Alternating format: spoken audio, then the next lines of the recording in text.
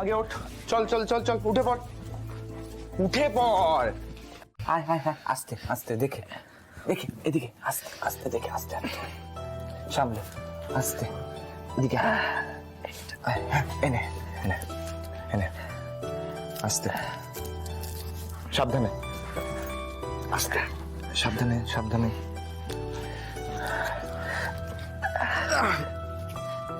ঠিক আছে? এবার বলতো কি হয়েছে? কি হয়েছে জানি না, কিন্তু কালকে ফিরে এসে দেখলাম জাদুকর বাড়িতে নেই। তারপর আমি ওর সাথে কথা বলতে গেলাম ঘরে, তারপর কি হলো, চুপ করে গেলি কেন? তারপর কি বল? দেখলাম শঙ্কর কাকা ওকে বকাবকি করছিল। আমি কথা বলতে চেয়েছিলাম ওর সাথে, কিন্তু ও কথা বলেনি। তুই এখানটা বস, আস্তে আস্তে, দেখে। হ্যাঁ, আর অদ্ভুত ব্যাপার, কালকে জাদুকর আমার উপর রিয়াক্ট করলো। মানে সেটাতে আমি কোনো খারাপ মনে করিনি, কিন্তু কেন করলো সেটা বুঝতে পারলাম না। না না, ওর সাথে নিশ্চয়ই কিছু ভুলভাল হয়েছে, তাই জন্য ও এরকম বিহেভ করেছে। কিন্তু কি হয়েছে জানি না, কিন্তু কিছু একটা পরিবর্তন হয়েছে। কি পরিবর্তন?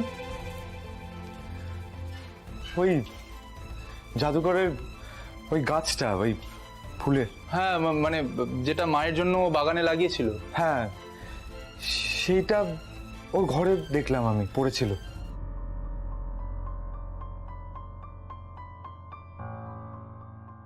মানে? হ্যাঁ ভাইরা, কি ওটা বাগান থেকে তুলে ফেলেছে। কিন্তু এটা কি করে হবে?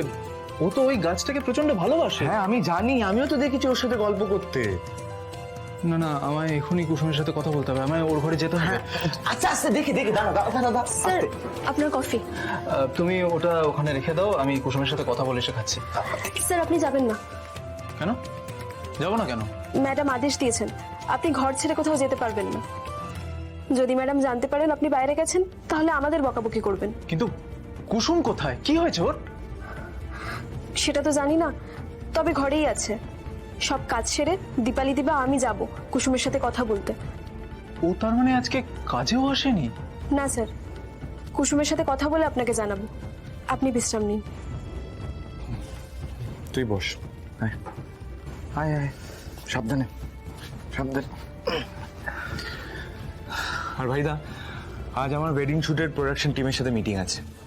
খুব তাড়াতাড়ি জানতে পারবো যে রাতুলদার সাথে সেদিন ঠিক কি হয়েছিল। ঠিক আছে, আমি আসছি।